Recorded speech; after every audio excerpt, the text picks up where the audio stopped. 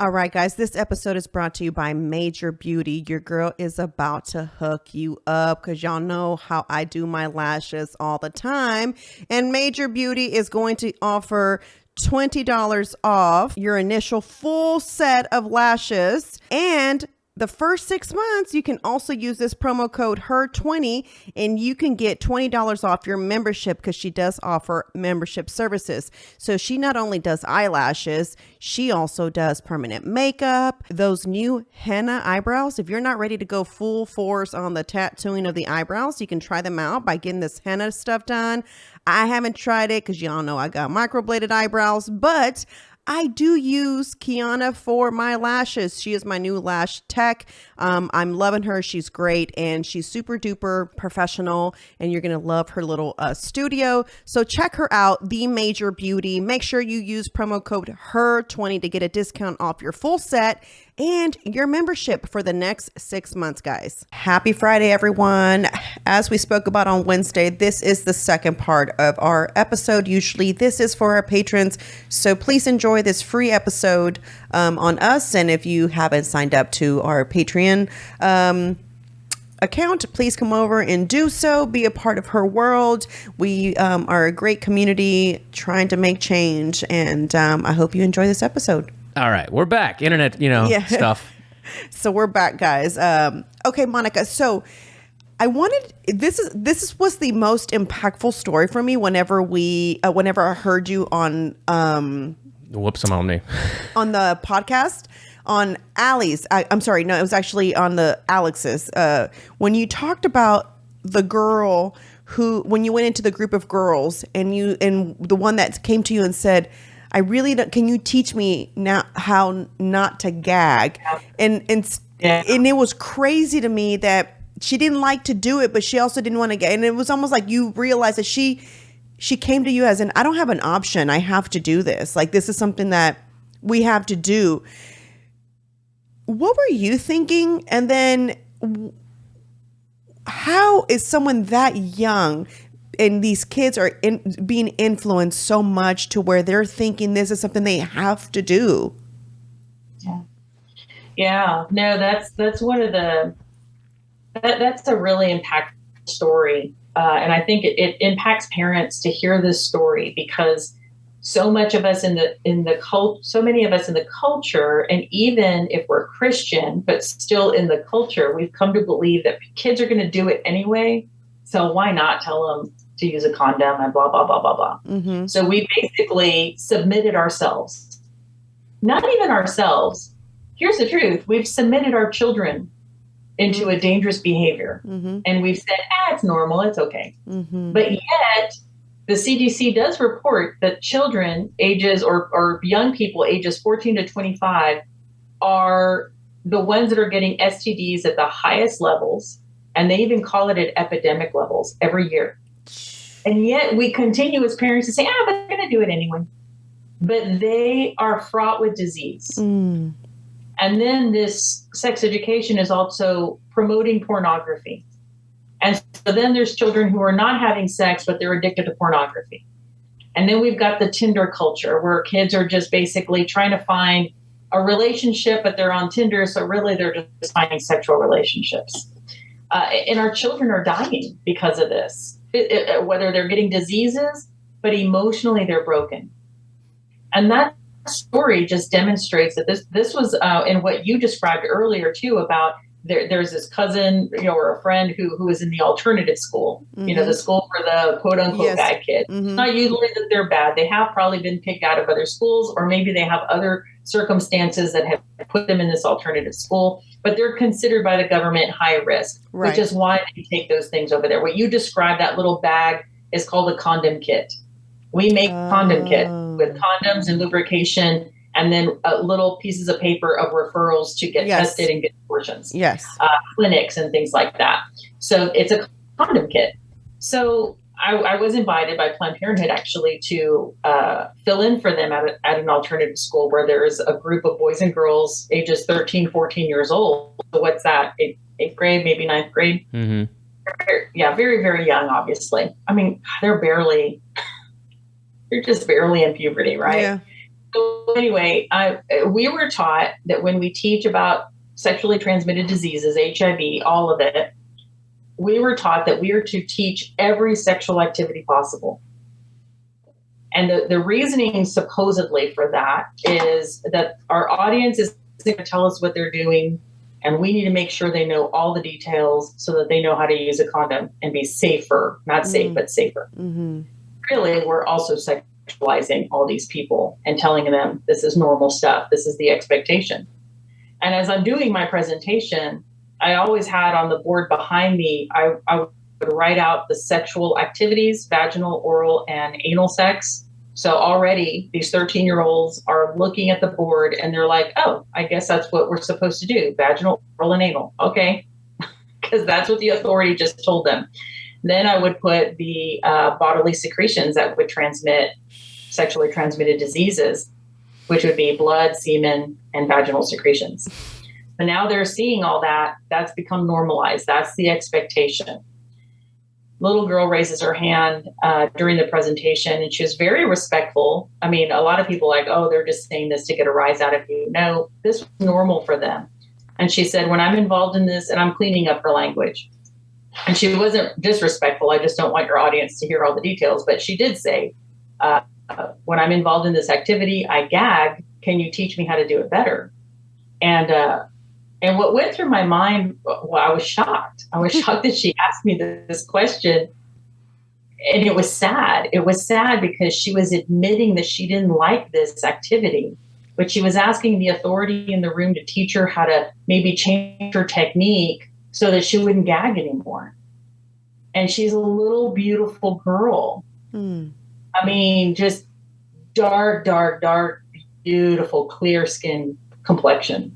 Braids just braided away from her face. And she was very tall and athletic. And it turns out she was a volleyball player, a basketball player. Beautiful little girl. All of those kids are just gorgeous. And it's African-American and Hispanic kids in this classroom.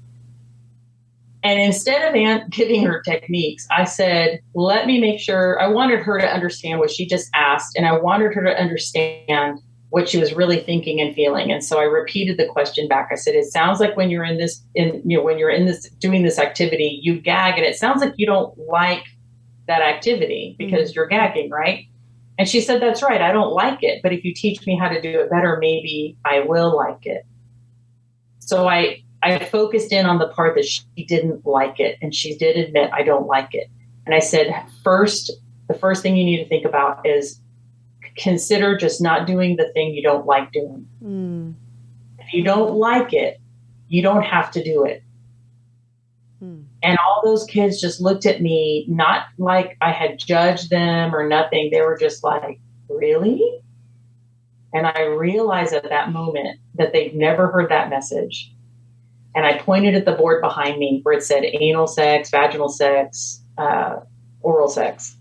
And I said, guys, do you realize that you don't have to do any of those activities on the board at all? And they stayed silent. And I said, if you don't do those activities, you won't come in contact with any of these bodily fluids. And they stayed silent. And if you don't come in contact with those fluids, you will not be at risk for any disease or an unplanned pregnancy. If you avoid these things, you will not worry about disease or unplanned pregnancy. And the little girl raised her hand again. She said, ma'am, no one has ever told us that. That is the great omission right there. And I would say that what's worse is that if parents aren't telling their children that they don't have to, or that the expectation is for them to not be involved in those activities, then we're doing the greater injustice on our children. We need to stop these government programs. We need to opt out our children from this kind of education. And as parents, grandparents, brothers, sisters, nieces, aunts, uncles, get educated and start speaking into your kids' lives and teaching them that sexual intimacy is wonderful and beautiful, and that the safest and most best appropriate place to have that is going to be in marriage, where they will not be exposed. As long as you keep sex within marriage, you won't ever have to be worried about disease or unplanned pregnancies. All of those things will be within marriage. And it's normal for our kids to have thoughts, questions, even physical, sensations or desires when they're young because they're going through puberty. And what we say is, you know what? Your body's doing exactly what it's meant to do because you're going through puberty. These thoughts you're having, the curiosities, all that's normal. It's not bad. We can talk about it. But what's not healthy is to become sexually active as a child. It's going to hurt you physically, emotionally, spiritually. It could even affect your academics because now you're going to be distracted by all these other things. Kids who have sex in childhood are more likely to have depression and suicidal ideation. Polls also show that kids who have sex in childhood regret it and wish they had waited until they got married or at least into adulthood. There are real regrets for these kids. And we're setting them up with these expectations that they're supposed to be sexually active. And it's aggressive. And it is meant to harm them. And it is meant to break down the family. Because we're seeing that these gay-straight alliance, now it's called the gender sexuality alliances, the LGBTQ movement, they are telling these children, if your parents don't understand or we don't expect them to understand, we're going to be your parents. I'll be your mom. I'll teach you. You can come to me. Planned Parenthood does the same thing. Through their counseling skills, we know that your mom might be mad that you're even considering having sex, but we'll take care of you. You just keep coming here. All of this is really meant to create a wedge between children and parents. And the truth is that these kids, and there's even some data out there that I have on my website at takesafamily.org, where the kids did say that when they go through that kind of sex education, comprehensive sex education that teaches them how to have sex and use condoms and all of that stuff, now they're teaching kink, teaching all kinds of things, teaching them to question their gender, that nothing is binary, that nothing is absolute, that everything is relative, anything goes. And they're saying those kind of programs make us feel like we are expected to have sex. I feel pressured to have sex because of these programs, because these programs are doing that. 99.9% of the time that they're using to teach about sex education is always about how to have sex.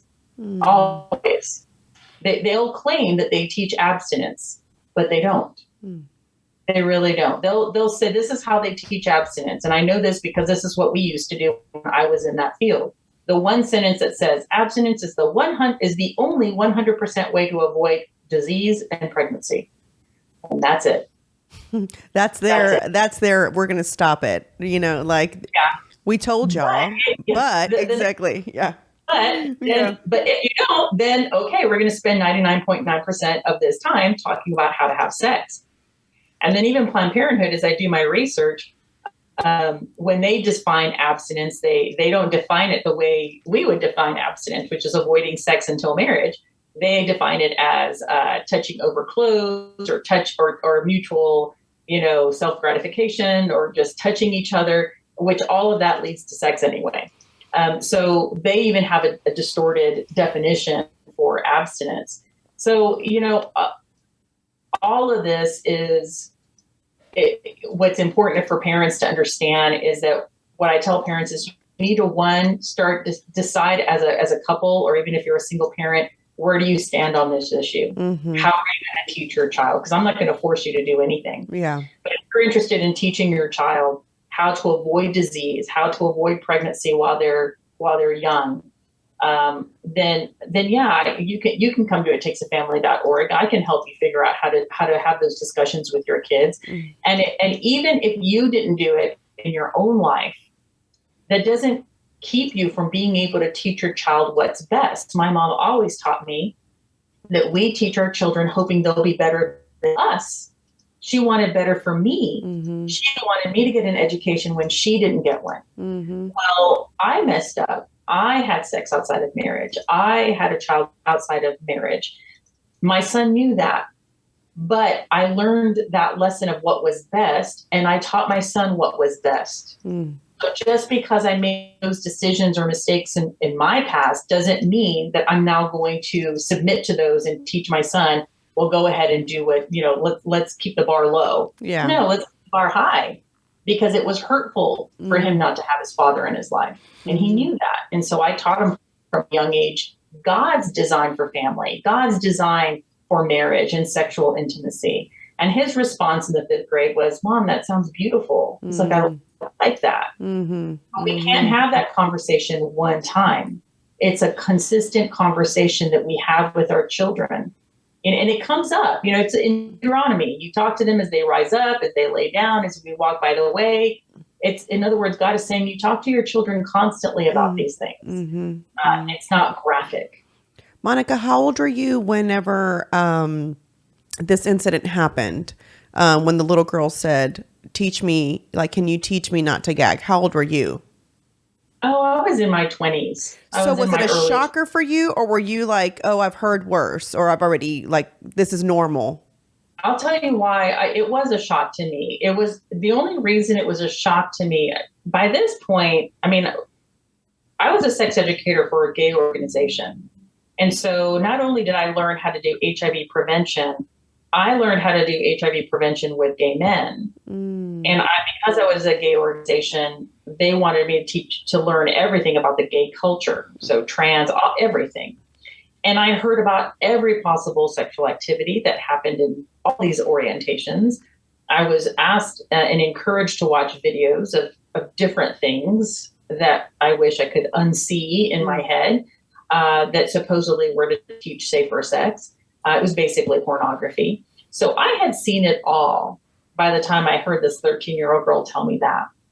But one thing that I didn't have in my life is that I was not a sexually active teenager. And I did not grow up in a place where I saw that happening, and my school wasn't teaching that. It was what you described earlier. They told, basically the coach said, you're going to start your period. Yeah. We've got pads over here. Yeah. There's the showers. Bring extra clothes. Yeah. Where do you? Yeah. And I appreciate that, because it wasn't her business to teach me anything else. So that was cool. I think that's as much as a school needs to teach anyway. 100%. Yeah. So I think when I heard this little girl say that to me, it did shock me.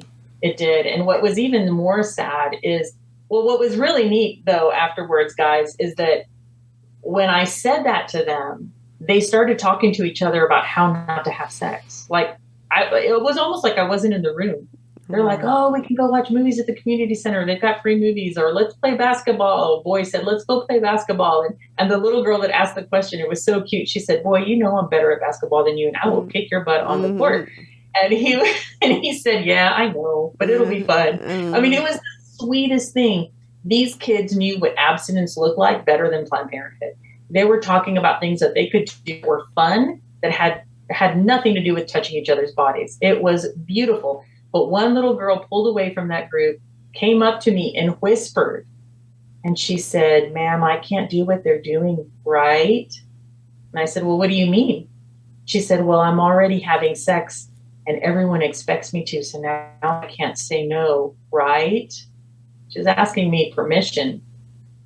I said, honey, you don't have to have sex. I said, just because you've already had sex doesn't mean that you have to keep doing it. You can choose right now never to have sex again or wait until marriage, but you decide, and no one can pressure you to do anything. She smiled so big, and she went back to the group and talked to them and had this conversation about things that they can start doing in the neighborhood that had nothing to do with sex.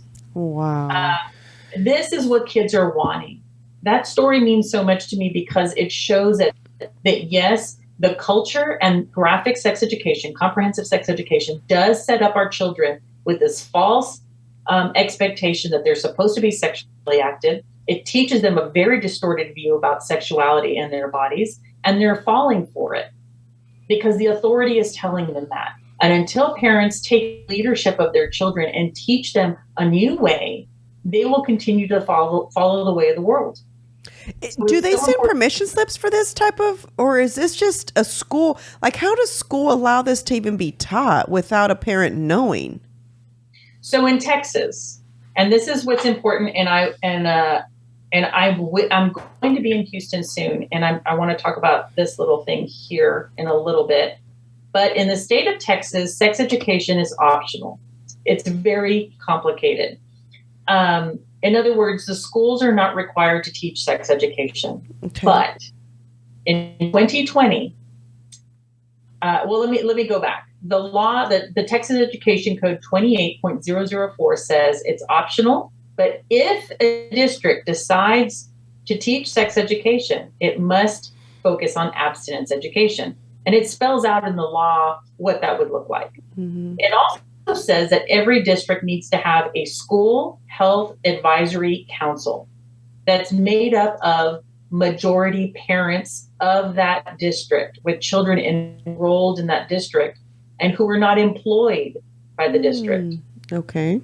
They created that shack to ensure that every school district, when they talk about health, especially sex education, that your local values are reflected in that education. In other words, the teachers don't get to choose that. The superintendent doesn't choose that. The parents choose that. Most parents don't know that there's a shack at their district. And many districts, the shacks are made up of teachers, and they're making all the decisions. And that's illegal. It's illegal according to Texas Education Code 28.004. And so if that's the case in your district, you have the right as a parent to go in there and say, you're breaking the law, you're out of compliance, you need to get in compliance. I want to volunteer to be a parent on that shack, and I've got these other parents who want to be on that shack, and we want to start doing our job. There's the mission. Yep. There's the mission. I want to piggyback off that too with the regarding the books and the graphic content that you were talking about. Have you done any deep dives into who it is that has created this snowball of graphic books and novels and getting them into libraries and getting them into school districts? And we've had somebody on the podcast who that's what they do a lot of, like HTX Kids First. They expose a lot of this stuff, but who is responsible for this movement of graphic novels and content?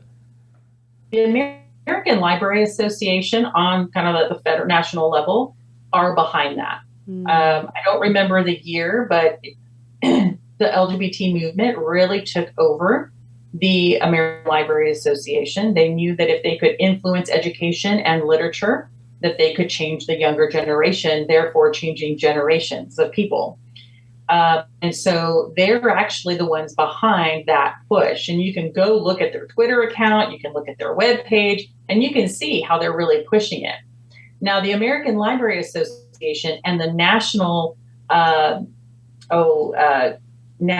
Education Association, okay, that's for our school districts, unions, the national one, they like to collaborate and talk about these books too.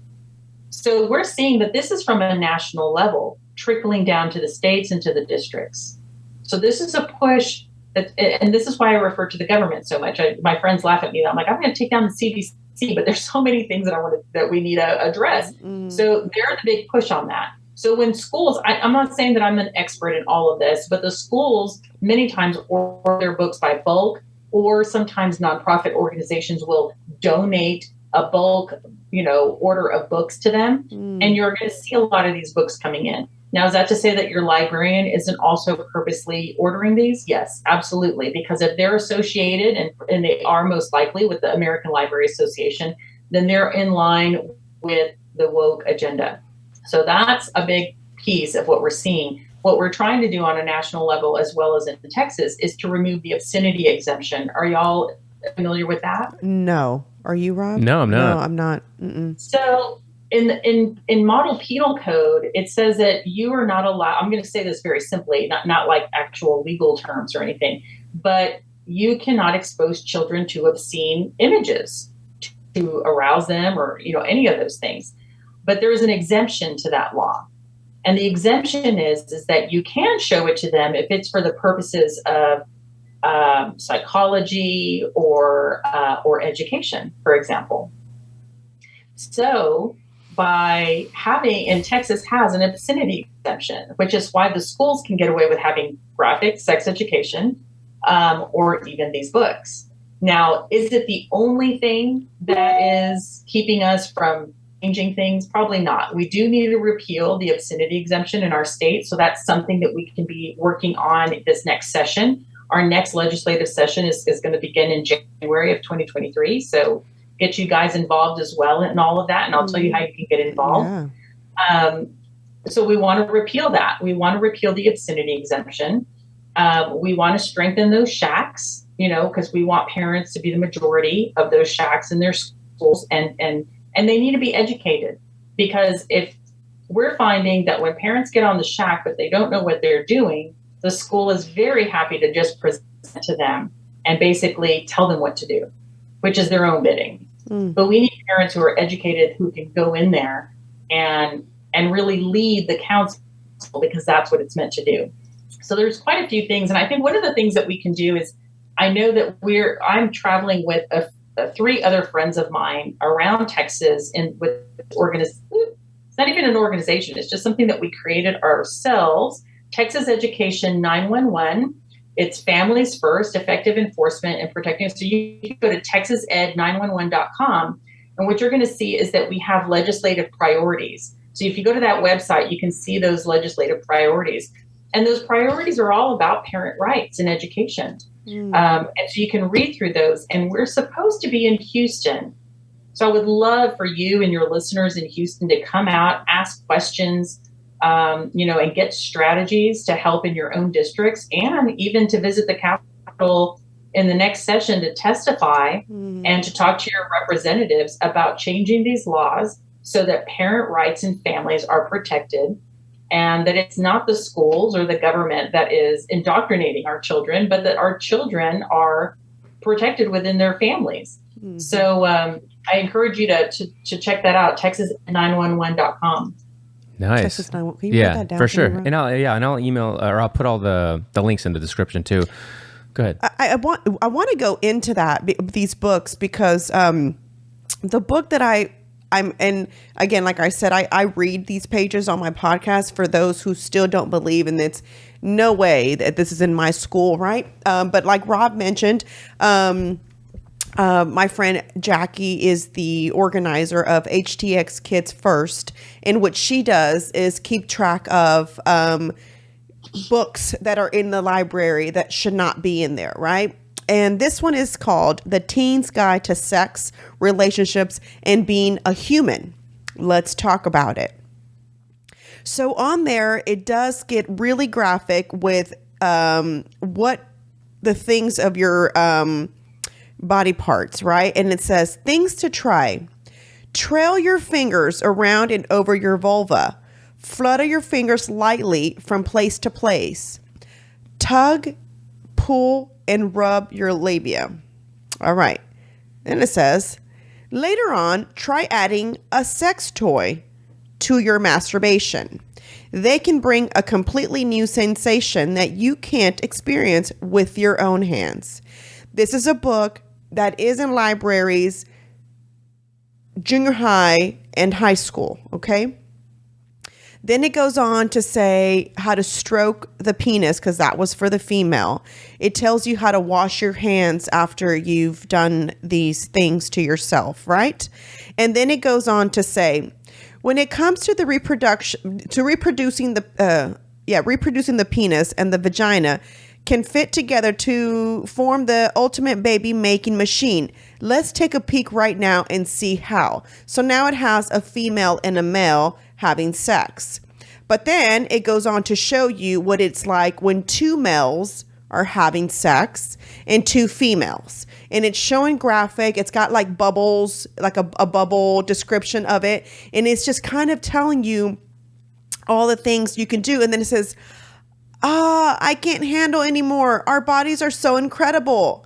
Makes me want to have some alone time with my bits. Get out of here. Sure. Like, I was like, there's no way this book is real. There's no way, right? And so there I go. Did you buy it? I bought it. So it should be here tomorrow. I was hoping it was going to be here in time for the podcast, because I wanted to read the other pages of it. But I was in shock, and I just couldn't believe and then it's showing you anal, and then it's telling you, and don't forget everyone's got a butt. And then it says, after the train has left the station, so to speak, and you've had a chance to wash up or douche back there, you can have an ass load of fun with a healthy heaping of lube. Monica, does anything surprise you anymore?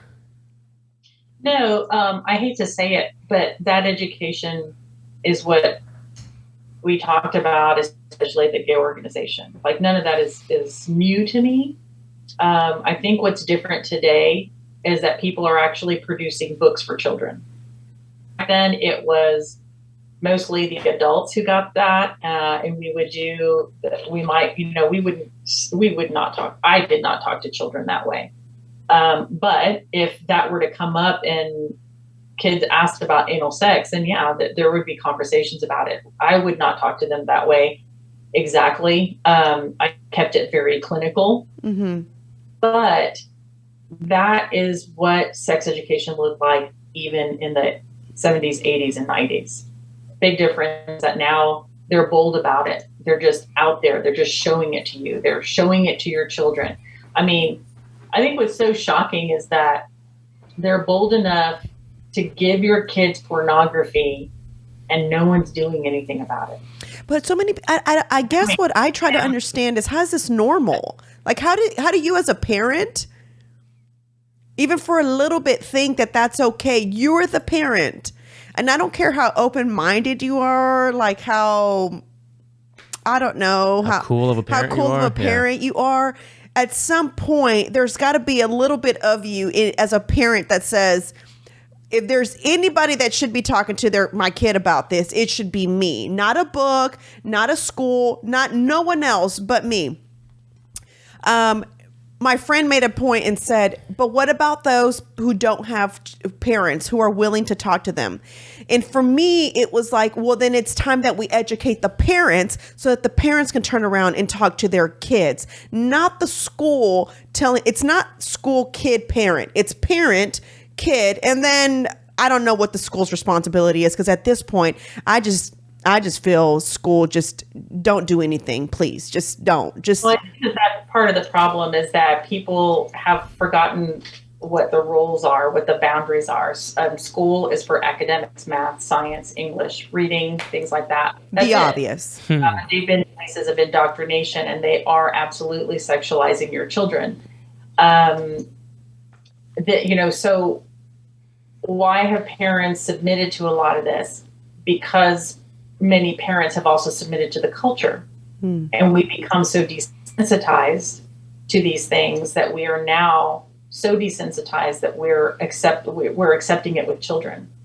That is a very dangerous place to be. If you find yourself in a position where you think these things are normal for children, then that's a key and a red flag for you, that you have become so desensitized that you are in agreement with sexualizing children. And when you watch the Mind Polluters, and I think, Marisol, you might have watched, I don't know if you watched the Mind Polluters or not, but you will see that when we this kind of sex education, that book that you just read, is how predators groom children. That is a grooming tool. And so in the Mind Polluters, I'm in it, and there's a man, a veteran, who runs Veterans for Children. He rescues he rescues kids, but he also identifies these traffickers, or these men or adults who are trying to buy sex from children, and he catches them and arrests them. So I described sex education. What did I say at the beginning? That the first thing we do is do an icebreaker to break down their inhibitions. That's what a groomer does. The second thing is we slowly start introducing them to sexual activity. That's what a groomer does. The last step is that the child becomes sexually active. That's what the groomer does. We're watching the pedophile strategy in our schools. And if you're a parent, and you're probably getting mad at me right now, and you're actually okay with this book, you have become so desensitized that you can't even recognize the agenda of the pedophile. And your children are suffering. And it's time for you to start praying for transformation. There was a time that I was desensitized to these things. As I've been showing, I'll show it to you in case you don't know about it. the mind polluters, you can actually stream it online. And it's all about the comprehensive sex education and social emotional learning in the schools. And you get to hear from people who are actually in those fields talking to you about it. These are not just people who have opinions, but people who've been there and seen it happening.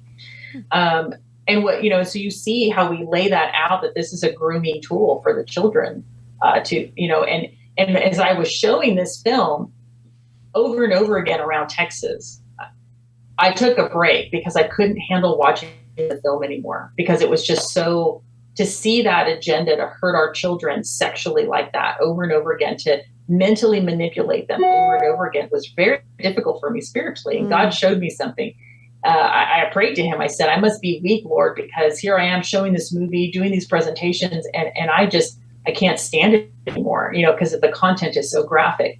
And I thought I was being weak. And he said, Monica, you're just not desensitized. And I said, absolutely. You would think that after all these years, I'd be, I could do this without emotion. He said, you're not desensitized anymore.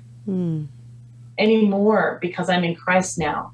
So there was a time where these things didn't bother me so much, but today they do, because I see with new eyes. And so if you're an adult right now, that these books don't mean anything to you, that these strategies, this attack, this sexual attack, sexual abuse of our children, it's not bothering you anymore, and that's because you're desensitized, and that's a real big problem. That is a huge problem. There's an irony that we have so much more information now, that we have less education and a hold of our kids and what's going on in schools than when our parents had us. Like, we had nothing. They had no internet. They didn't have supercomputers in their pockets, and they did a better job with this than we're doing with the current kids. Yeah, for sure. Absolutely. And you know what? That's not even education. Getting on the internet and such, that's not really education. Our schools aren't educating our kids anymore either. And so if you look at the latest STAR test for your district, more than likely, they're really bad. Our kids are suffering, and it's not because of COVID. It wasn't because of COVID. It was already happening. Yeah, the schools are no longer teaching education. They're grooming our children in various ideologies, and that's not their job. Yeah. Well, that's why you can't use the word groomer on Twitter anymore. They'll ban you from the platform. Yeah, exactly. Yeah, I have a huge issue with that. I've had an issue for a long time. I don't think I always tell Rob, I wonder if because I had my children a little bit later. I'm an older mom, so I didn't have my first kid until I was 37. So I wonder if I would have never had children, how I would feel. But when I see these books, as somebody who was raised super duper religious, my parents were Pentecostal. My dad was a co-pastor of the church. My mom was a secretary of the church. I always saw these things as, my parents are so old fashioned and they're so into church. That's why they don't get it, right? They don't get any of this. They're just so behind, right? So my parents and I never could agree, right? Never. From the way they voted, from the way, it was everything. My thing was like, how are you an immigrant, but you're against all these things, right? Because my parents were always conservative, no matter what, right? And so I was always different. I'm going to be honest with you. Up until recently, I felt a certain kind of way about abortion. I felt like it wasn't my place to have an opinion, because I felt like you and God are going to have to answer to each other when Judgment Day comes. And you're the one, as an individual, that's going to have to speak to him and explain yourself why you did this, why you did this to your child, And so I was just kind of felt like, I'm just not, I'm just not going to speak about this, because I don't know how to feel about it. Right. And then I told Rob, it was the craziest thing. It's like, I think it's God. It was totally God, because I hear Abby's story, right, about how she saw the vacuum, and it was like, my husband couldn't even, he was like, turn that off. We can't listen to that, right? And it was like, whoa. Then I hear you on the podcast, and I was like, okay, that's it. It's just, it is what it is. Like, abortion is just not right, And it was like, it literally took me this long to feel a certain kind of way, because I was honestly very neutral. I just kind of felt like there's somebody up higher up that's watching you and watching what you do.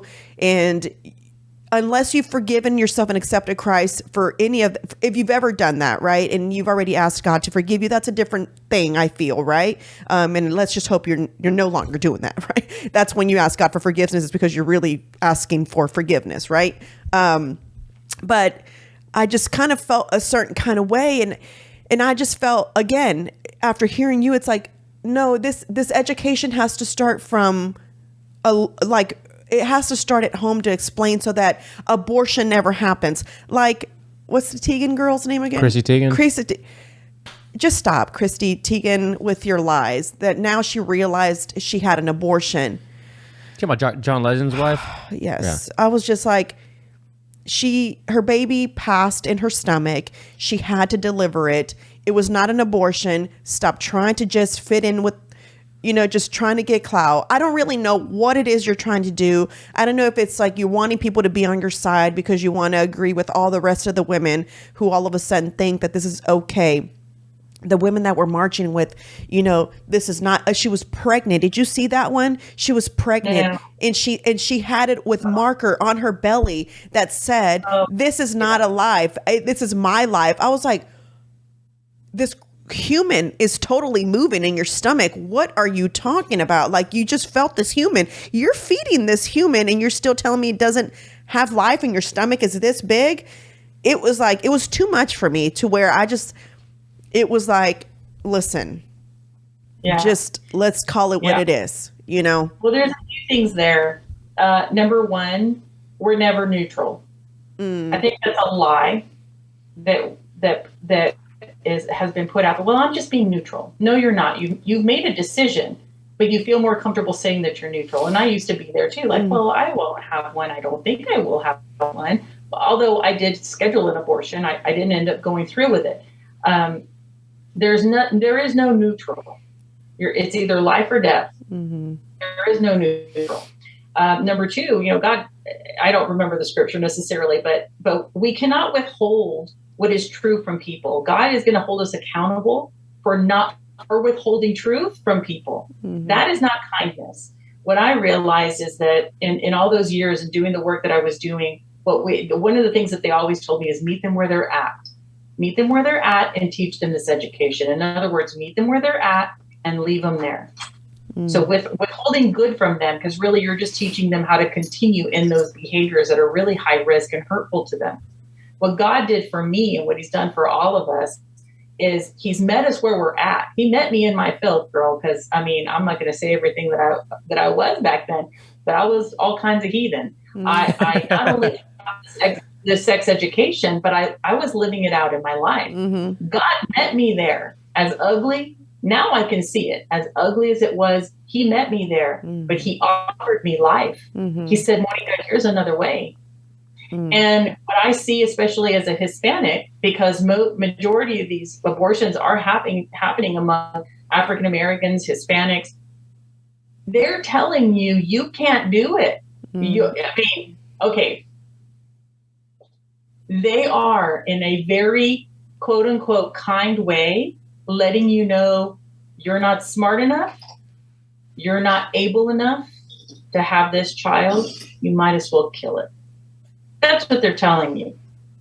They're saying it nicely, like, well, I care for you, and you can't handle this right now, and you're so young, and don't you want, and you might become poor, and blah blah blah blah blah, or it's going to increase your poverty. They're basically letting you know you can't do this, and your child isn't valuable enough. You're not valuable enough. You're not capable enough. So the best thing we can do is kill your baby right now. And so much of it too is Satan using that little lie that says it's all about me. So what you saw that woman doing when she wrote that on her belly, it's what she's really saying is, I love me more than anything else. That's perfect. That piggybacks exactly off of what I wanted to talk about real quick. And that's that the common theme on the show is feminism too. We talk about classical feminism, modern day feminism. Do you have also maybe some insight on how you went from how you looked at feminism 10, 15 years ago versus how you look at it now? So feminism, well, that number one was something that I thought was really interesting, is that we didn't talk about feminism in the Valley. Most of our identity had to do with our family and identifying as Mexican and American. So we didn't really talk about feminism. But when I went to UT and started learning all these different things, feminism was presented to me that you will become more powerful and independent if you can harness, basically express your sexuality and get yours. And a lot of feminism is anti-man. Man is bad. Man is trying to oppress you. Man is trying to use you. So what I was taught is use them first. Use them sexually first. Make sure you get your orgasm. I'm not trying to be disrespectful, but that was the whole philosophy of feminism. Get yours. Just like they use you, now you use them. And that was empowerment.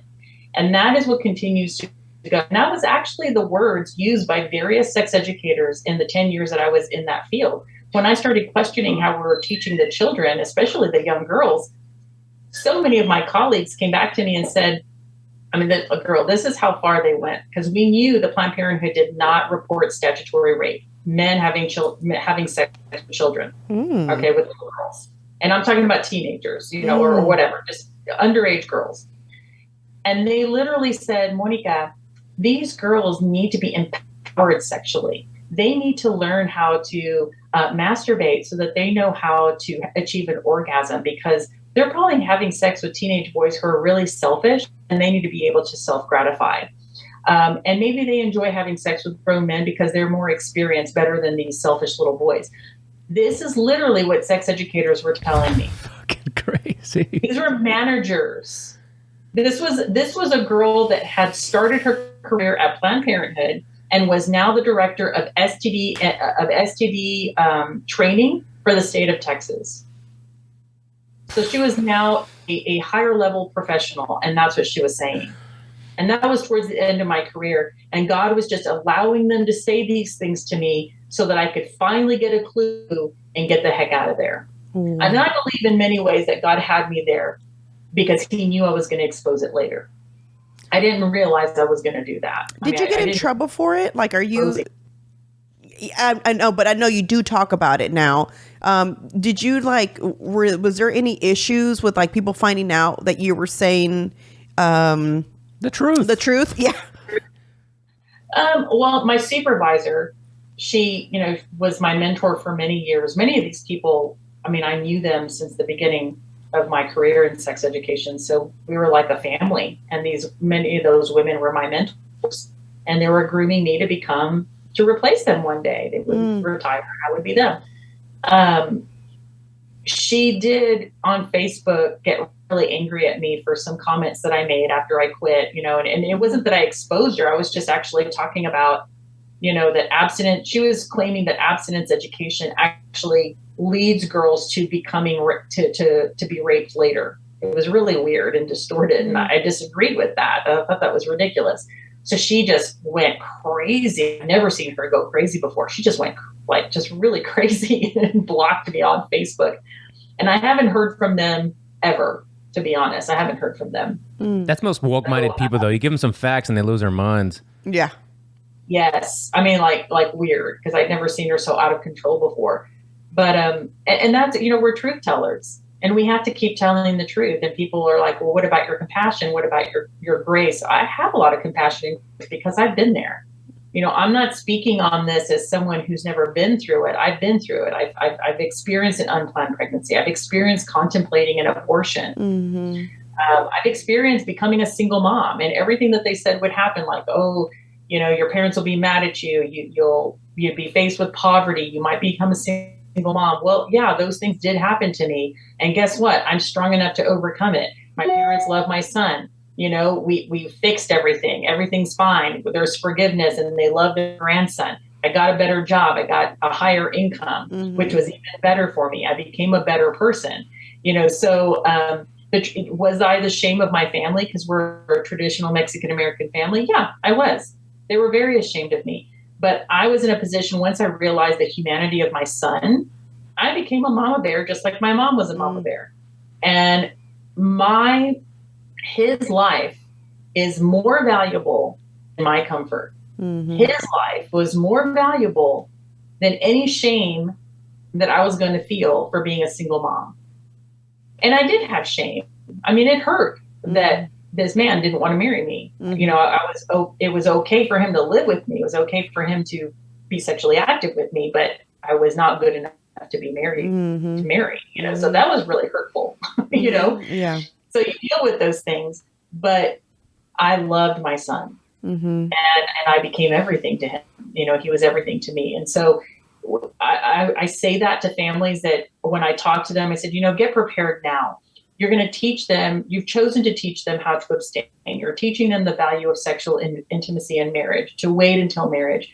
But I also want you to prepare yourself for the day that your child might actually watch pornography. How are you going to respond? Because if you get angry and you do all these things and you don't actually address the issue and bring them back to healthy behavior, then you're going to lose on that. Like, you need to be able to help them. Decide now, as a single parent or as a married couple, what will you do if your child conceives a child? If a boy conceives a child with a girl, or if a girl, your daughter, conceives a child, start thinking about how you're going to respond, because you don't want to kick them out. You don't want to say, let's abort the baby. So start, just like you buy a car and you need to make a plan to save money to buy some tires. You need to save money for a car repair, whatever. You have to plan for the future. That's not the same as having a child. But my point is, you have a child, you got to start planning for what if this happens? Yeah. How will we respond? Because the world is very quick to take your child from you. And they're trying. They're trying hard right now. They're trying so hard. Man, really hard. It really is impressive of like, and you know what? If I think people on the opposite side, like, I feel like I try my best to talk about this, and I don't do it much on my personal social media. I take my podcast, and that's kind of where I try my best to talk about it and expose it, and you know what I'm saying, and just be open. This is how I communicate, right? But I guess for me, it's a lot of like, it starts there. Like you said, you're an adult. We've already dealt with you. You're probably molded already in your little ways. So we've got to start here with these little ones. And you're not going to participate in this as parent. It's none of your business. And you shouldn't have a say in it, because it's our job as teachers. And I really sat there and could not believe the things and again, because social media is it's just full of everything, right? And so I always try my best just to kind of go and research myself, which is the reason why I hate that I have to buy these books, right? Because I feel like I'm supporting by buying them. But I feel like the only way I can expose is if myself show you, because this also goes on YouTube, but if myself show you that I personally have the book here in my hand and we're going to talk about it, then you might believe me a little bit better than you just scrolling on social media. And you're like, well, we don't know if that's true. That's so one-sided. What about the other side? Well, here we are. We're going to talk about it, and we're just not going to be one-sided. We're just going to speak the truth and call it what it is. Again, I tried to understand the transgender thing. I had someone who was transgender on my podcast because I was really trying to understand it, right? Like, why? I still don't understand it. My questions weren't really answered, if that makes sense. No disrespect to this person who was nice enough to come on, and I respect him for that. But there was no solution. Like, there was no like, why is this a mental issue? He was open enough to say that going to therapy is still something you have to continue to do. And it is something that's mental, but let's get to the root of that. Where does that happen? Where you start to feel like, we can address that. Where do you start to feel like you just want to be a girl all of a sudden? I'm reading Irreversible Damage, and one of the things that she talked about was that it's a trend. So, and you get applauded on social media now because you're so brave, because you came out and you went against your parents and you went against the world. And so now it's a matter of like, hey, look at me, I was brave enough to come out. So now they're getting applauded, and so they're living for the likes, they're living for the comments. So some of these girls, there's a story in there, and it broke my heart because it was a lesbian family. It was a lesbian couple who was just bringing up their daughter, just what they felt was normal. Daughter decides to go to public school. She had been in private school this whole time. Totally had a ballet career where she was going to make something of herself with the ballet, right? She decided she wants to go to public school, goes to public school, and the daughter, I didn't even know this was a thing now in school, to join the Gay and Lesbian Alliance organization or something like that. It's like a group of kids. So they sat her down and said, hey, thanks for joining, but you do know that we know that you love us, right? You don't have to go join this organization just to show that you support us. Like, we don't need that. It's just like, no, mom, I'm doing this because of me. Goes and meets other little kids, that are kind of supportive and stuff. And there's one girl transitioning. And so now one of them says it. So now they all want to feel it. She has a ballet performance. The little girl's there mad at her because how is she going to be a ballet if she's feeling like a boy now, Goes and transitions, goes against her parents now. We're talking about like a non-traditional parent. And this child even goes against the non-traditional parent because she doesn't feel supportive, but they were like confused, like, wait, you've never shown any signs of this. We're totally gay. We kind of would have seen this. We never saw it coming. And totally didn't want to speak to the parents, went total boy, lost, her whole ballet career. And that's kind of where it ends. So I don't know what happened to the little girl. It was just a short story that they describe in there. And it's just like, well, gosh, it's even possible in gay families, and nothing now really surprises me anymore, but it still shocks me, because I just kind of feel like, I always say this, I always say, God, just hurry up and come. Like, just hurry. Like, you're taking too long. I don't know if any of what's happening is fixable anymore. Like, I just feel like every day I wake up and there's something new. It's just like, what? Who thought of that? Who thought of that? I think it's the Solomon who actually said there's nothing new under the sun. Yeah. And there isn't. Mm-hmm. There isn't anything new under the sun. We saw this in biblical times as well. And we are seeing that, back when I was with the gay organization, the trans people were not really welcomed into the gay community at all. I actually ran a transgender group for about a year out of compassion. I would do things very differently today. They weren't drag queens. These are people who were who were trying to look like the other gender. Mm-hmm. And it is called, gender dysphoria. Now they're calling it, gender identity, I think disorder. I have the DSM-5 TR now. And the American Psychological Association, just like the American Library Association, was infiltrated by the gay community. Which is why they, in the 70s, got rid of homosexuality as a disorder. They're now getting rid of gender dysphoria has now been renamed gender identity. And I don't think they call it disorder, but anyway, and they are moving towards normalizing all these things.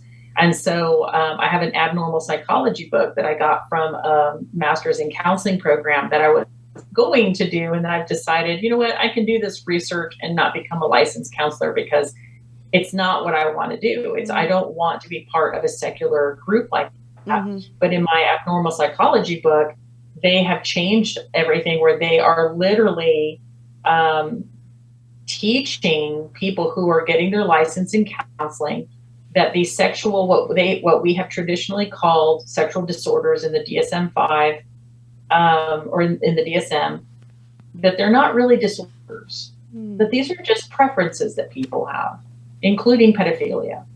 And that as long as they're not actually hurting someone, we should stop demonizing them, stop calling them disorders. And so the medical community, the psychological community are all moving towards normalizing all of this. None of it is bad because, and again, and I think that's the dangerous place, is that there is something neutral. There is no neutral. And so, you know, following God's truth isn't popular. God tells us it's not popular.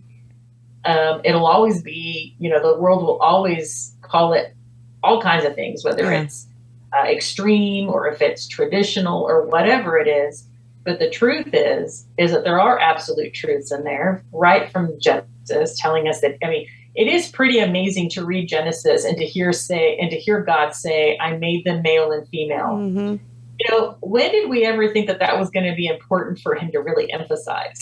You know, it's like, there is a reason why he let us know that, okay, I really made you male, female. And our biology testifies to that. Our DNA testifies to that. No matter what you do to your body or how many hormones you put into it, your chromosomes will testify to the fact that you're either male or female, and that will never change.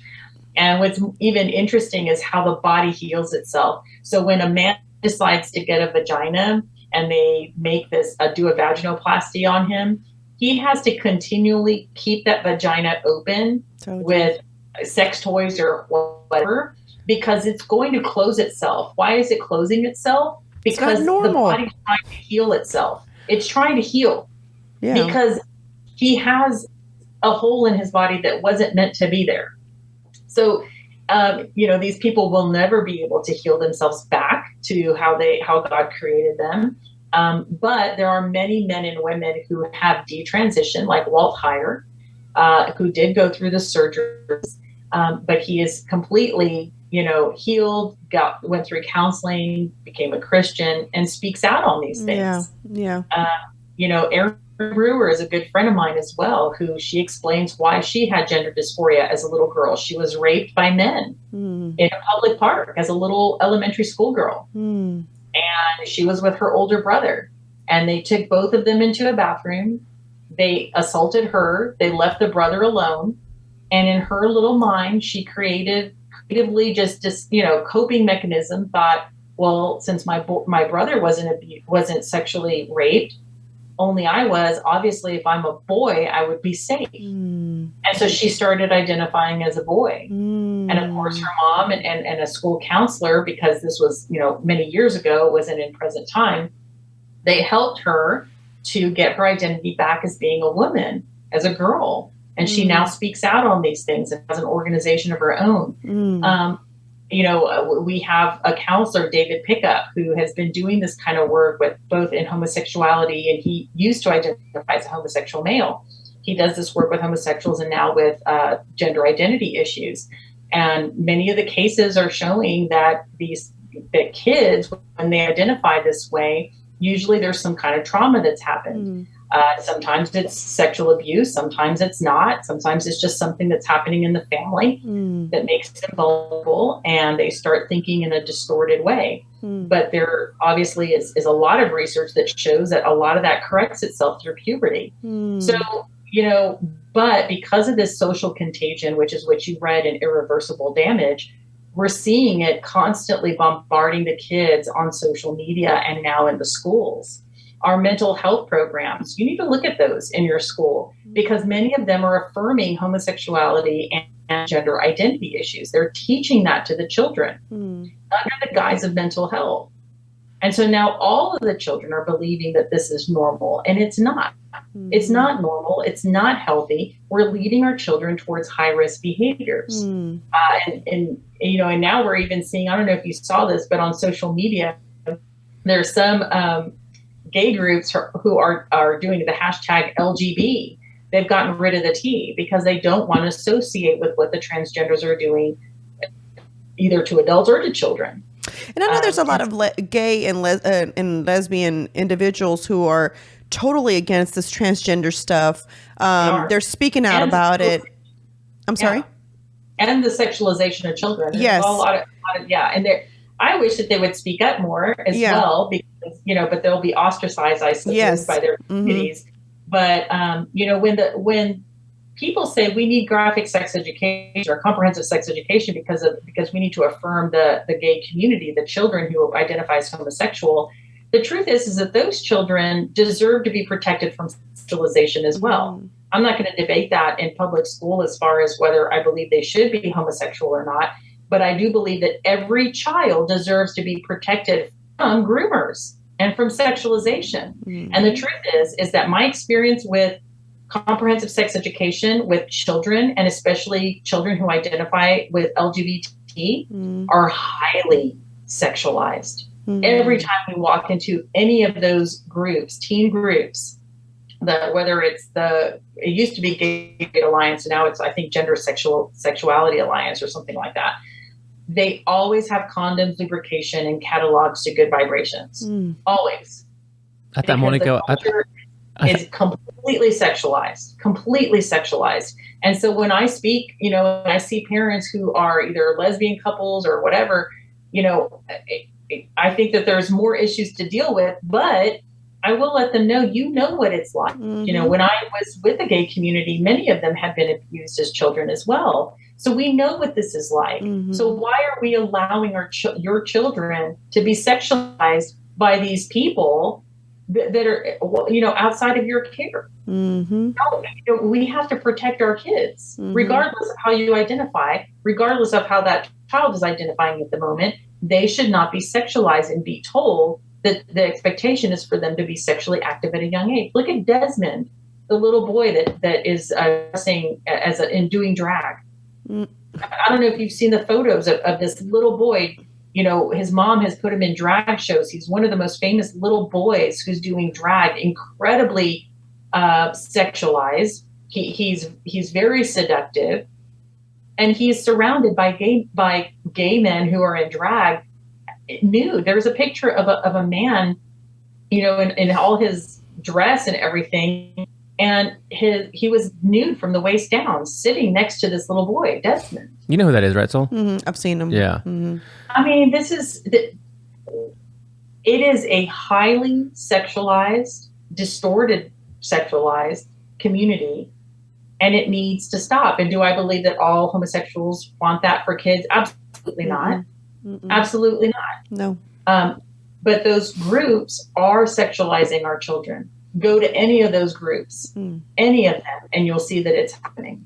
And I saw it firsthand. That is the expectation, to be graphic and to know every possible sexual activity. When she said the LGB and they dropped the T, I thought she was going to say they've adopted the Let's Go Brandon hashtag. I was like, oh, that's cool. But hey, I got to ask you, this is my final question, because I know we're coming up on 2 hours now. Do you see there being like a rapid erosion of like American traditional values? Oh, yeah. Absolutely. And I know you probably don't have the answer to all this, or a direct answer, but what is one of the key factors as to why that's so exponentially being eroded? Well, I think that the attack on the family has been the number one. Two things. If you read, let me go back. If you read the Communist Manifesto, or even some of the socialist or humanist, but the Communist Manifesto, and if you are reading up on globalism at all with the World Economic Forum, but in the Communist Manifesto, towards the end, they make a case for getting rid of private property, private business, private family. They don't want anything to be private. They want everything to be, quote unquote, for the common good. And what they say in the Communist Manifesto is that the only way that they can deteriorate these family values that are, for example, so strong in our country, and I think even the family values within the Hispanic community, is that they need to destroy the family. Because the family unit a healthy family unit is what makes a great society. Sexual immorality in history is usually what breaks down a society. So sexual immorality breaks down society. Healthy, strong families build a society.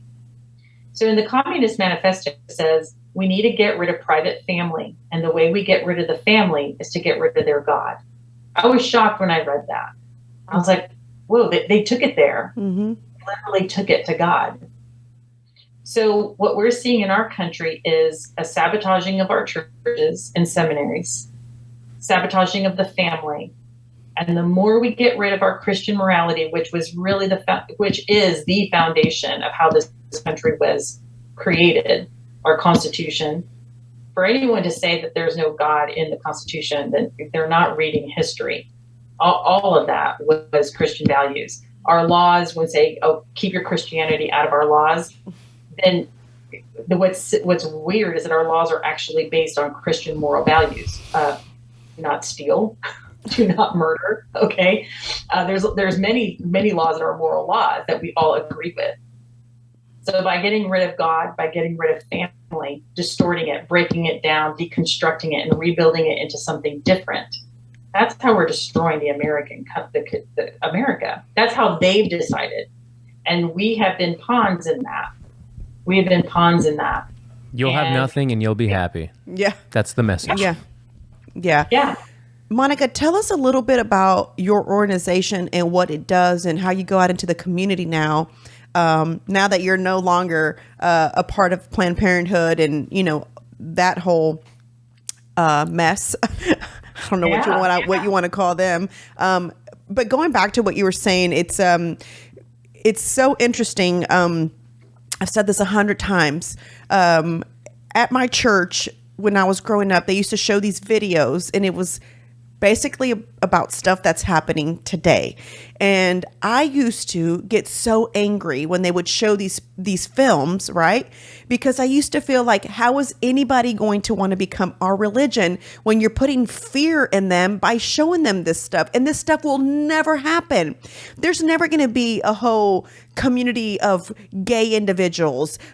Like everything that they would show, and I don't even know where my church got these. I'm just going to tell you these. They were still on the big disc, showing them on the projector. Okay. So I have no idea where they came from. But during the pandemic, when I was watching all this start to happen, which is honestly and truthfully when I opened my eyes, both my husband and I, by the way, because before that I didn't see any of this. I was sitting there. My sister had just moved to Boston, and we were sitting there, and I was watching the news, and she happens to call me, and I just said, "Sister, what does this remind you of?" And she immediately knew what I was talking about. She knew I was talking about church. And I just kind of felt like, wow, I am so happy my parents instilled religion in me and, taught me about God. And I see how they're trying to eliminate God now, and it freaks me out because I just don't understand how a country or a world could run without someone higher up. And if you don't believe in anybody out there that's higher up, I'm sorry that you don't, because you're only here because of him. And so, my church that we attend, speaks on all this, speaks on wokeism, talks about critical race theory. They push all this stuff. I mean, they put it out there for you. We had a workshop which we attended where they talked about the pornography on your children's phone and how much of it is consumed and how young they are and all these things. And so many churches right now don't want to be talked about, so they're joining also this woke community so that they feel, like, no, we're inclusive. We invite everybody, And I thought to myself, when did the church start to feel like they had to be a part of the secular world? Like, when did that happen? Like, that was never heard of when I was growing up, or I thought for the longest that it was because we were Pentecostal and there's such a strict religion. So I thought that was the reason why, right? At my church, it made sense. But then when I started seeing it here recently, I was like, wait a minute. So now even like some of these churches that I know of are inviting this into their church. And I just don't understand. I seriously don't. Like, it just, I even made a t-shirt that said, "Better get right with God." Like, everybody just needs to get right with God right now. Like, if you're not there, like, you need to be, because I just feel like, do you think we can correct this? You think we can correct it? I don't. I just don't know if there's hope except for continuing to invite people to seek God. Like, I feel like that's going to be the only way, you know? And when I pray at night, I would say, God, just let everybody see you already so that we can move on. Just please. Like, I just ask him, like, I don't know how much longer I can take of this nonsense. Like, I can't. Like, does your child go to public school, or do you have him in private school? Well, he's 23 now. Oh, he's 20. Oh, never mind. Okay. He's 23 now. Okay. Yeah. No, well, I agree that. So this is what I would recommend for people. Get a Bible, like a ESV, NASB. These are literal translations from the Greek and the Hebrew, and get one that has references in it. And that means that when you read a scripture on the side, it might tell you to also read another scripture in the Bible because it relates to it. That's what it means to have a reference.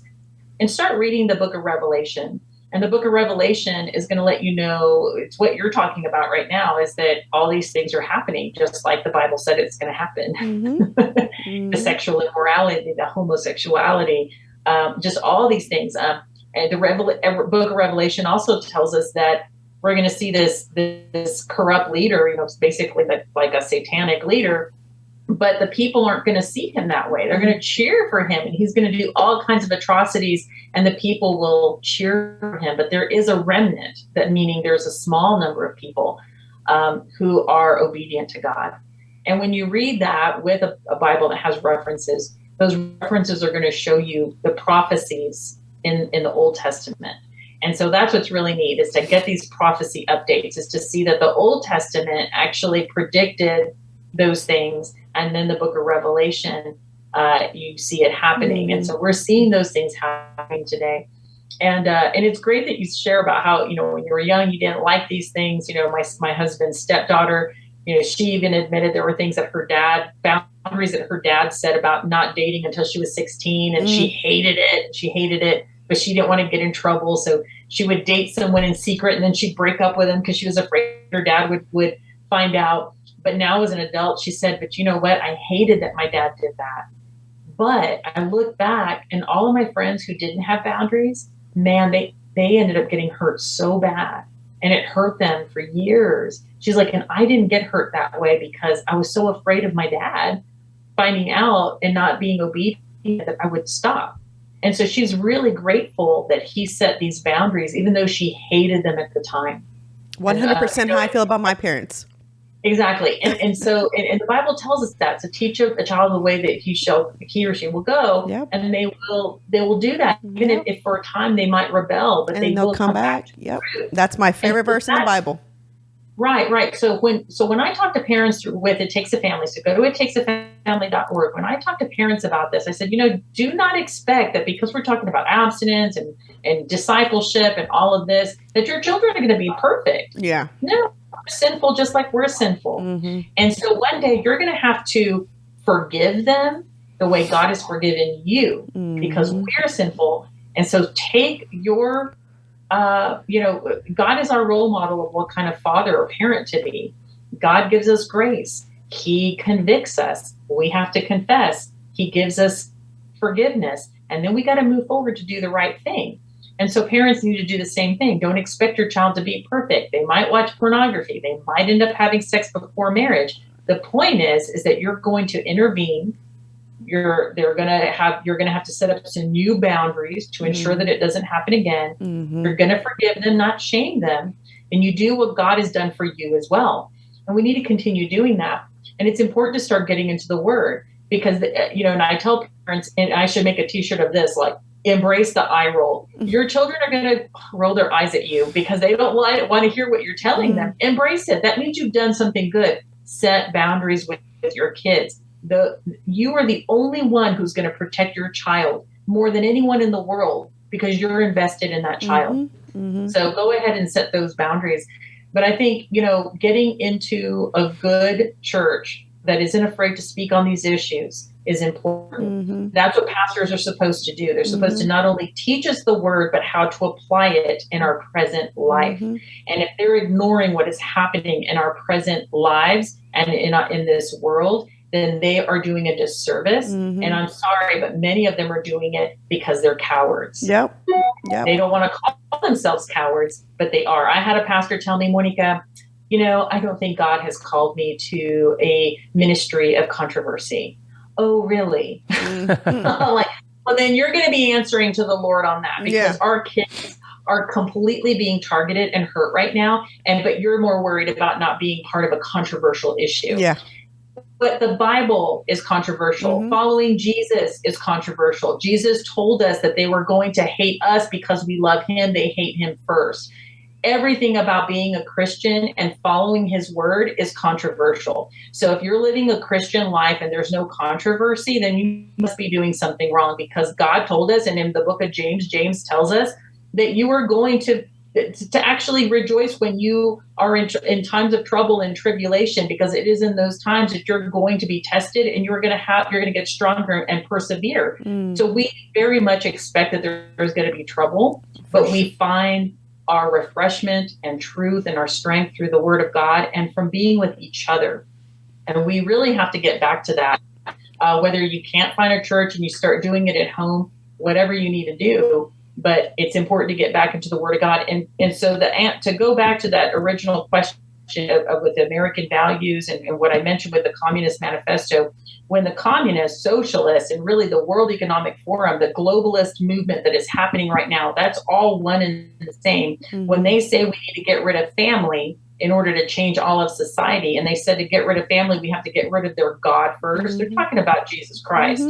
That's why our churches are so compromised, because they started attacking the seminaries. They started attacking the churches. They started putting wolves in our churches and in our seminaries to teach different things. And so many times in churches that we've been in the past, we've had pastors who have gone to the Southern Baptist Convention and come back hating America. And we're like, what happened? You just came back from a convention, and they come back like mad and saying all kinds of terrible things about America and speaking like a socialist. Like, what is going on? And now we see that the Southern Baptist Convention is completely compromised.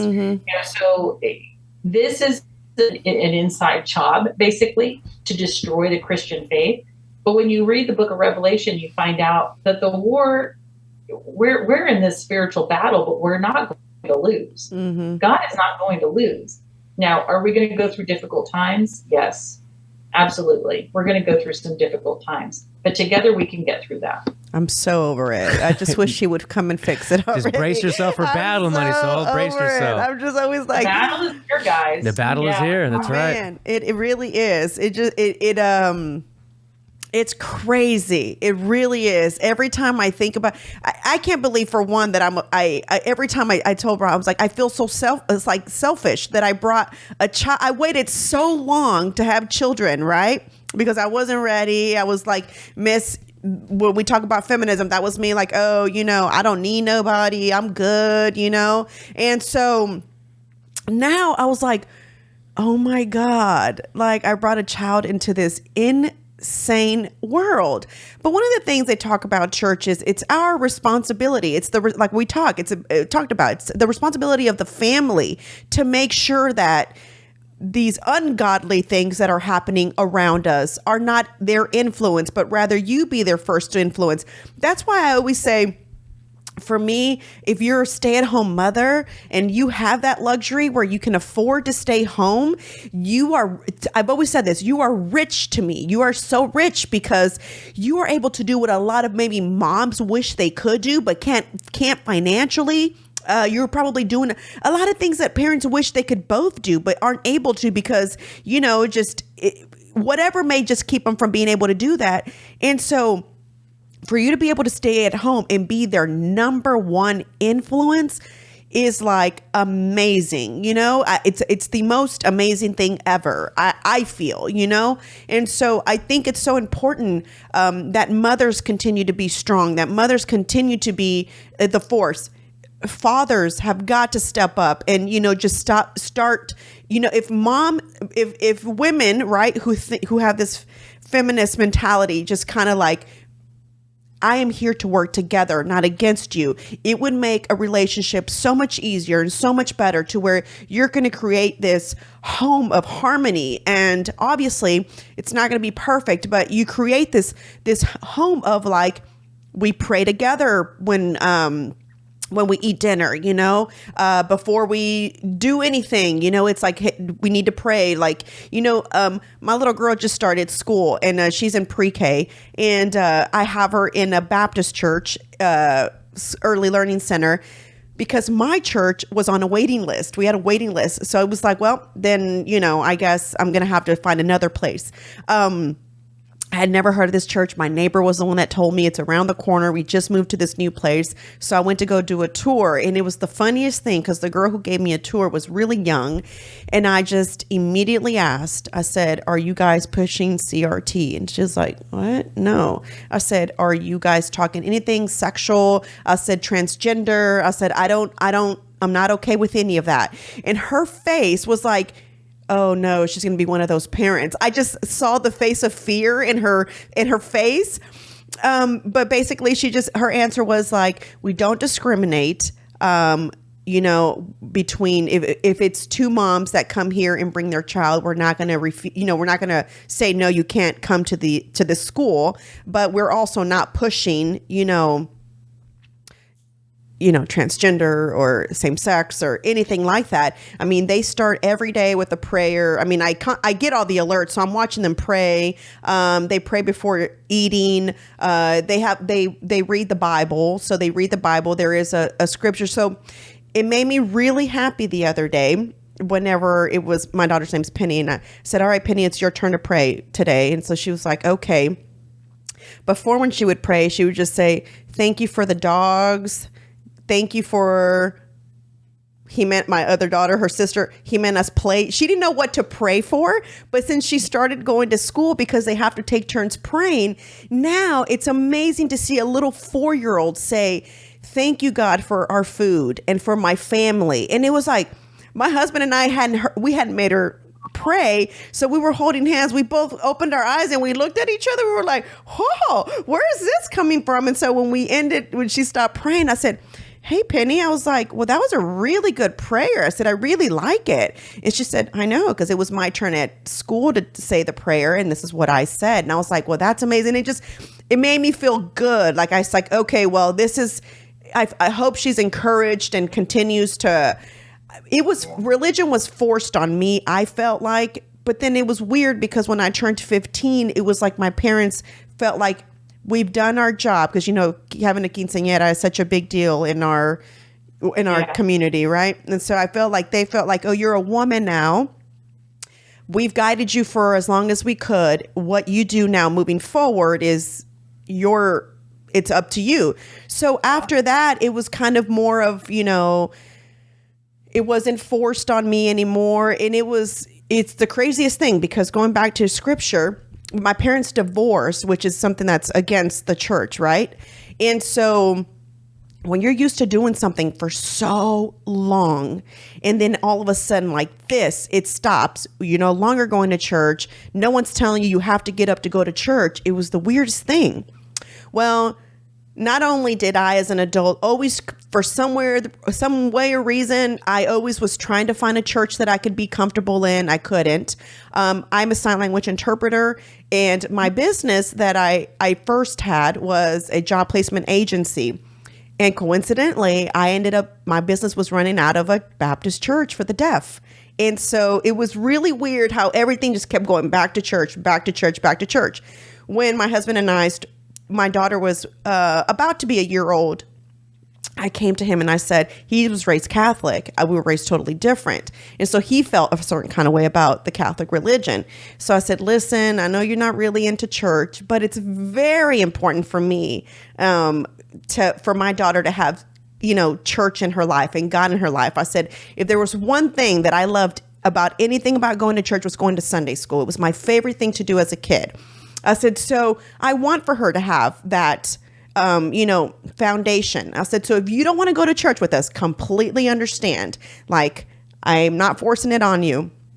He came, and you can ask Rob now. He's like the number one, cheerleader for our church. Like, he talks about the pastor. And it's amazing to see, but it's going back to what you said. It's like, it's the craziest thing, because you go back to it no matter what, because you have to have God, you know what I'm saying? Or whoever it is that you kind of pray to is always what I say. There just has to be some kind of some kind of higher up in your life that you believe is doing, amazing things for you, that blesses you, that does this, and you cannot possibly think that what's happening in the world today is godly in any way or form. And you can call Christians extremists, you can call Christians crazies, whatever you want to call them, right? Or fans, right? Fans of God is what they're always called, right? And so at the end of the day, like you just said, the book wants to remove their God.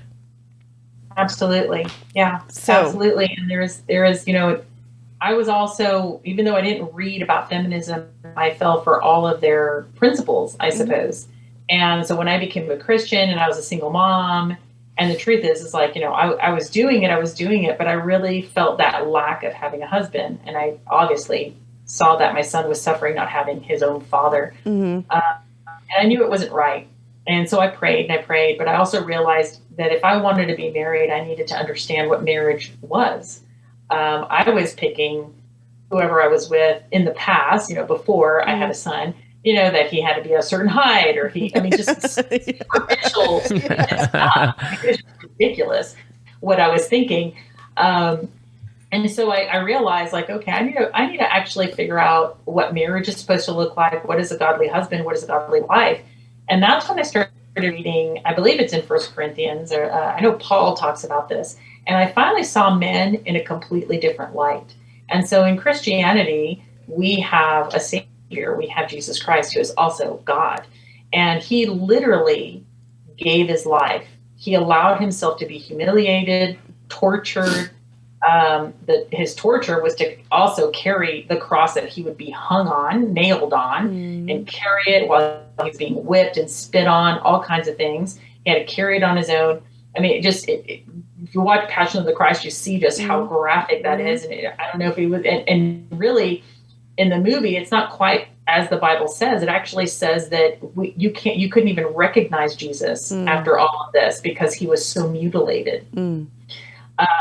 And this is what God did. He chose to do that, to be hung on a cross, nailed on a cross, and die for our sins.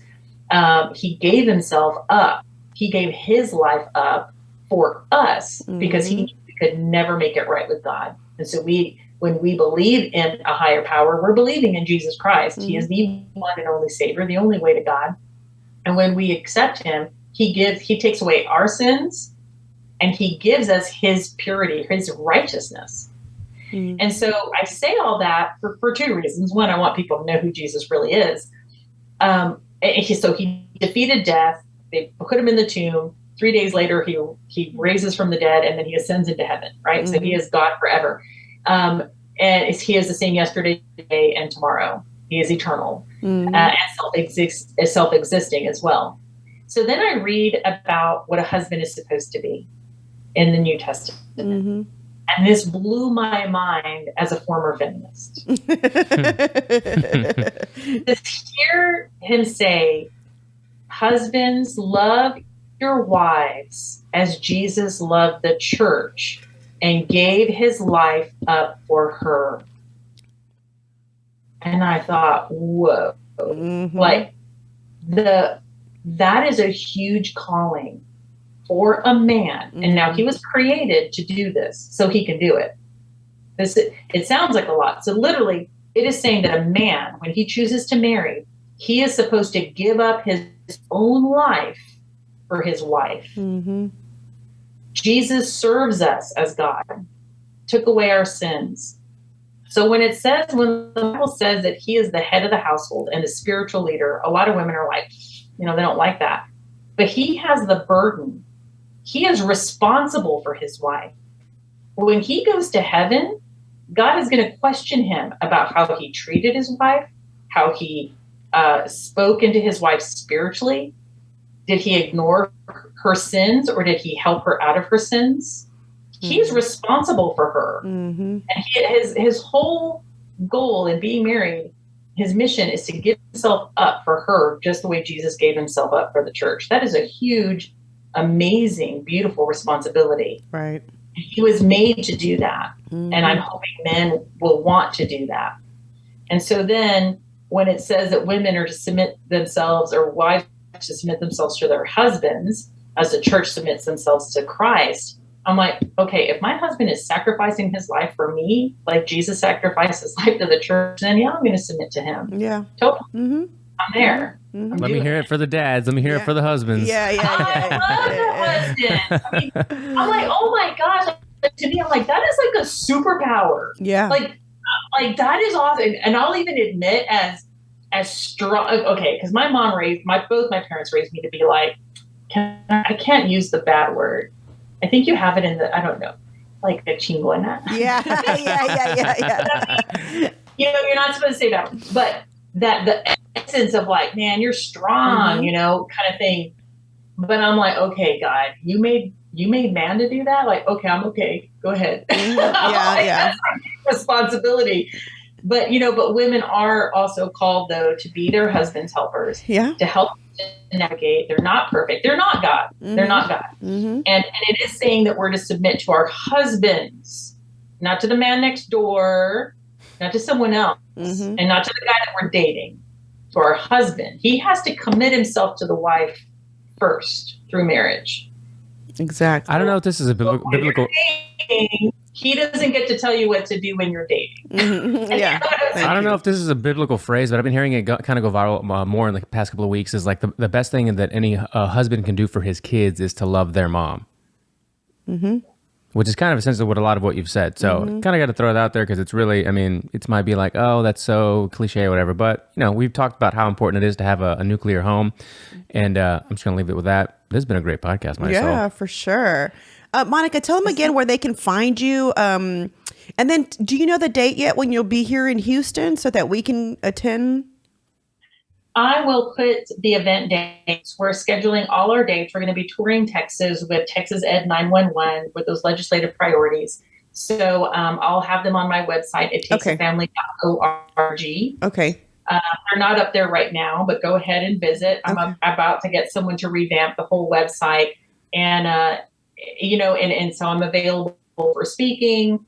And really, you're going to start seeing in the future more articles, more videos, things like that. I just need to get you have an awesome podcast studio. I do not have. Yeah. It's actually my husband's. I'm sharing with him right now because yours is under construction. Mine is under construction. We've always shared a podcast. We used to have a little garage in the back that we created. Half of it's funny because my color is pink. So half of it is pink. And then the other half looked like his podcast. It was funny. Anybody that came in, it was like, oh, well, we know where each podcast happens. Yeah. Now we bought a new house, so we moved. So we created our old house into our working space. And so this room is his, and the other room is where mine is supposed to be, but it's not done yet. So when the next time you're on, it'll be all pink and you'll see it. It'll be mine. You'll be like, oh, okay. Hopefully in person. The next one's got to be in person. You have to when you come in Houston, it'd be great to have you and everyone come in. That'd be awesome. Oh, hey, that's a great idea. Even if y'all came in a day before to help even push and get people to come out. I mean, I'll obviously repost it on my social media, but it'd be great if you guys came on and we talked. And, I think this is very informative. And I think that at least from the most of my listeners, I think I always tell everyone, like, even if you don't agree with me and if you listen, thank you for listening, because my goal is not to convince you to think the way I do, but definitely help you have information out there for you to go back home and analyze and ponder on and think about, like, well, I've never saw it this way, and this is a good perspective. So thank you so much for bringing all your knowledge and, your experience to my podcast. And I hope that my listeners take away all of the information that you've given and actually go and look in their school district and, be active and understand what's out there. And it's really happening. It really is.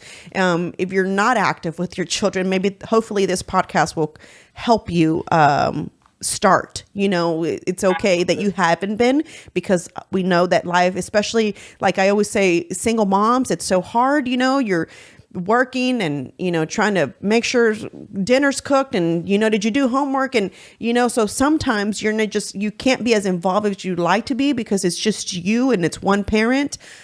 Just a little bit of time and, just a little bit of info here and there, I think could help you. And, I think you could take away a lot from that, if you Absolutely. Y'all are doing a great thing. Thank you for having me on the podcast. Yeah. And thank you for coming on. And we'll post all your information, guys. Again, this is Monica Leal Cline. Please go check out her Instagram page. Go check out her website. Let's get involved. Let's make some change and get this craziness out of our world already, because we need some Jesus in our life. That's all I got to say. Thank you so much, Monica. Hope to see you soon. Thank you. Thank you. Yeah, Bye-bye. Thank you.